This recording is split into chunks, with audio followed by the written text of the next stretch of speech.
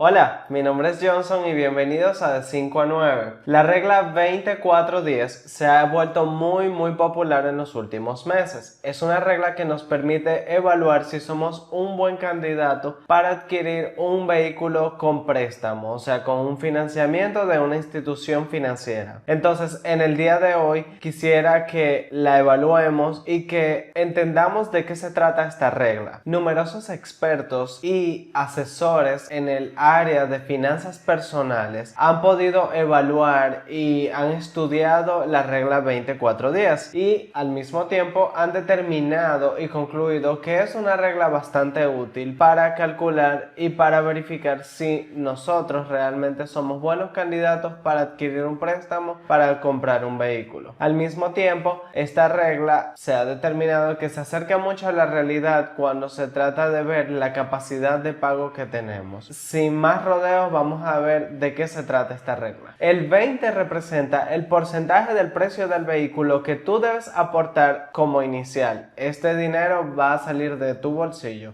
ya sea de tus ahorros o de tu flujo de dinero mensual. Pero se recomienda en esta regla que aportes un 20% mínimo del valor del vehículo. Esta recomendación se hace por varias razones. La primera es para evitar la trampa de algunas instituciones financieras que te ofrecen hasta un financiamiento de un 100% del costo del vehículo. Si adquieres un financiamiento de un 100%, vas a terminar pagando muchísimo dinero en intereses y por plazos muy largos y a cuotas muy elevadas. Para evitar esto, la regla 2410 recomienda que aportes un mínimo de un 20% de inicial para la compra de tu vehículo. Si puedes aportar más, excelente. Aporta más porque de esa forma vas a tener un financiamiento con cuotas más bajitas y no vas a tener que pagar tanto de intereses. Otra cosa que pone en evidencia el 20 de la regla 2410 es si tú no puedes hacer frente a un 20% de inicial, probablemente es que todavía no estás preparado para adquirir un préstamo para un vehículo. Entonces, en ese caso, debes esperar un poco más, ahorrar un poco más y esperar a que te estés en la situación financiera ideal o la más apropiada para poder hacer frente a un préstamo bancario. El número 4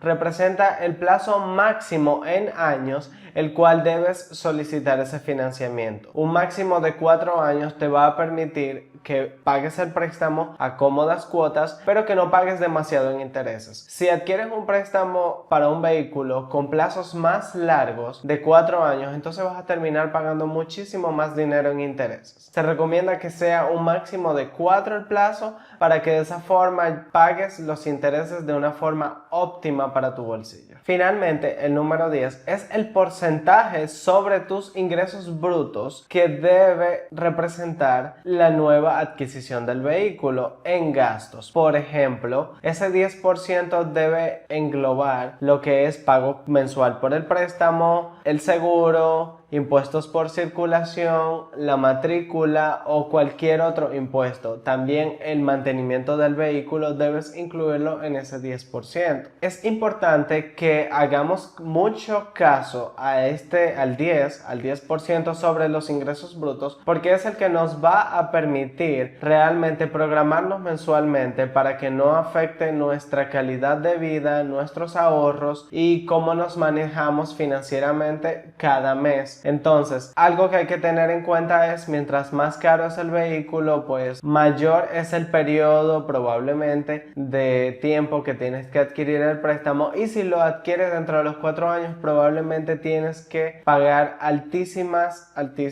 cuotas mensuales por ese préstamo. Entonces te recomiendo que compres un vehículo que esté dentro de tu presupuesto, aplicando la regla 20-4-10. Recuerda, 20 es el porcentaje el cual debes aportar tú de tu bolsillo como inicial. 4 es el plazo máximo en años el cual debes adquirir el préstamo, y 10 es el porcentaje de todos los gastos que te va a generar a tu presupuesto mensual la compra de ese vehículo sobre tus ingresos brutos. Suscríbete al canal para que aprendas qué debes hacer de 5 a 9 para dejar de trabajar de 9 a 5.